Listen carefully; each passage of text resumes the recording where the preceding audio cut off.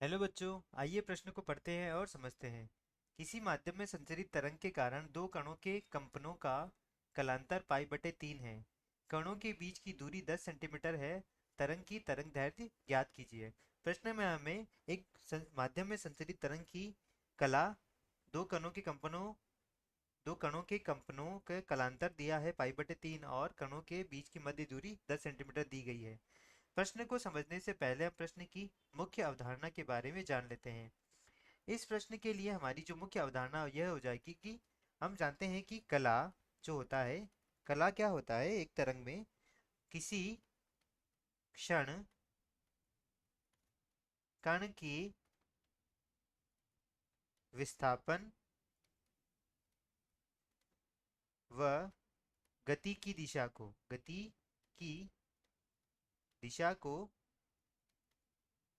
कला कहते हैं।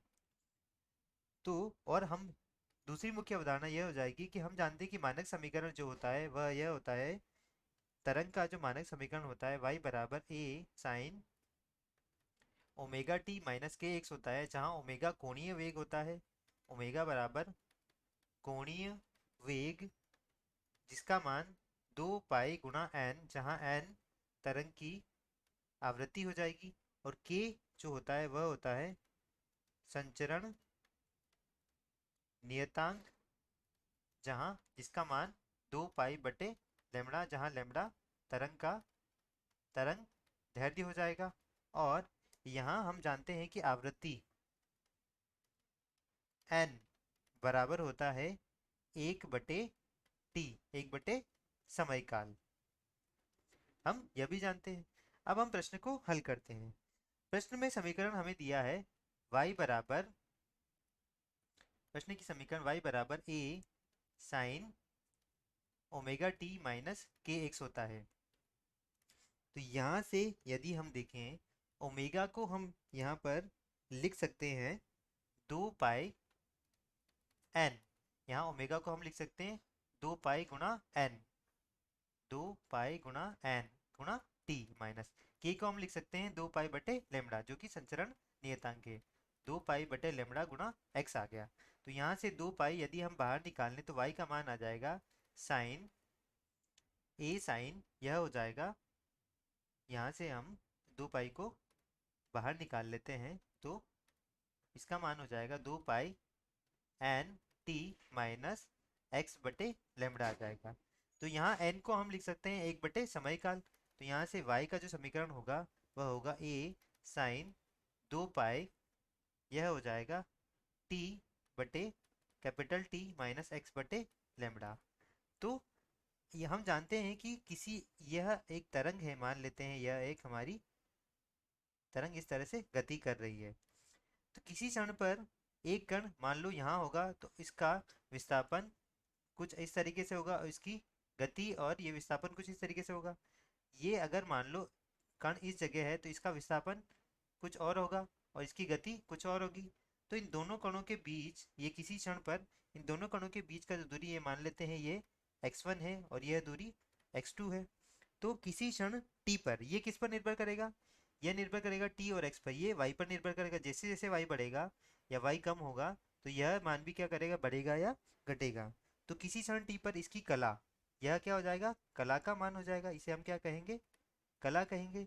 तो किसी क्षण t पर यदि हम लिखें, किसी क्षण t पर जो कला होगी मान लेते हैं वह क्या हो जाएगी, फाई 1, वह हो जाएगी 2 पाई t/t माइनस, यह मान लेते हैं x1 जगह पर चला गया है बटे लैम्बडा।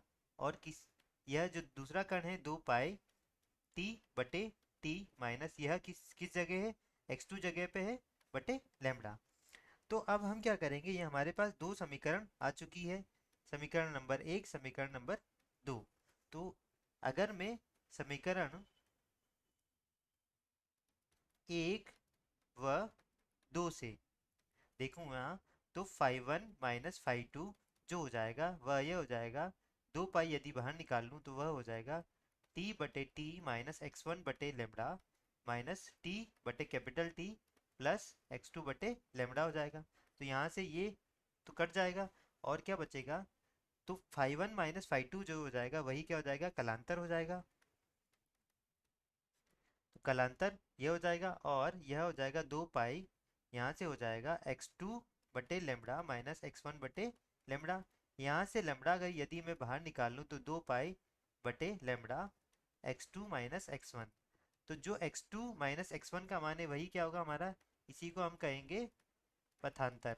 तो यह मान जो हो जाएगा डेल्टा फाई, यह क्या हो जाएगा डेल्टा फाई। तो यहाँ से डेल्टा फाई का मान जो आएगा वह आएगा 2 पाई बटे लेमड़ा गुणा डेल्टा एक्स, यह हो जाएगा पथांतर और यह आ जाएगा हमारा कलांतर।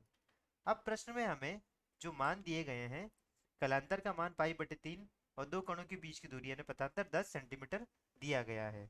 तो अभी यहाँ से हम देखते हैं, तो कलांतर का मान हमें कितना दिया है, कलांतर दिया है हमें पाई/3 और 2 पाई बटे लेमड़ा गुणा पथांतर का मान दिया है 10 सेंटीमीटर हमें दिया गया है। तो यहाँ से यदि हम देखें तो यह पाई से पाई कट जाएगा और लेमड़ा का मान जो आएगा 3 गुणा 2 गुणा 10 सेंटीमीटर आएगा। तो इसे यदि हम करें तो लेमड़ा बराबर आ जाएगा 60 सेंटीमीटर। तो तरंग का जो तरंग दैर्ध्य हो जाएगा वह हो जाएगा लेमड़ा बराबर 60 सेंटीमीटर। यही क्या है हमारा अंतिम उत्तर है। आशा करता हूँ आपको समझ आया होगा। धन्यवाद।